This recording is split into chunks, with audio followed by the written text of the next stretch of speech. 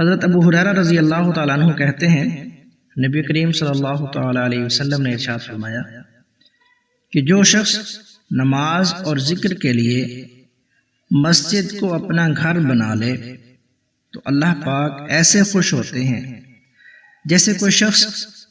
بہت عرصہ تک گھر سے غائب رہے اور پھر واپس لوٹے تو جیسا اس کے گھر والے خوش ہوتے ہیں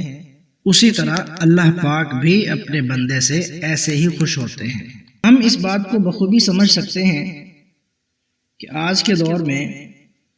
تقریباً ہر گھر میں سے کوئی نہ کوئی فرد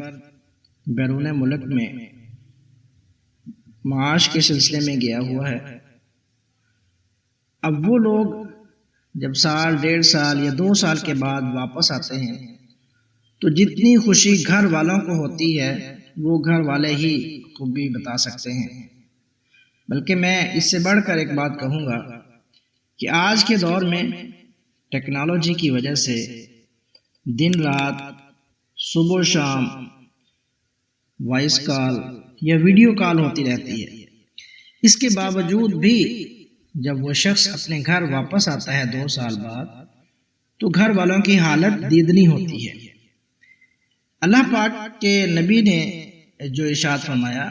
کہ کوئی شخص گھر سے غائب ہو جائے، مطلب یہ ہے کہ گھر سے غائب ہو گیا اور گھر والوں کو کچھ خبر نہیں کہ وہ کہاں ہے، کس حال میں ہے، کیا کر رہا ہے،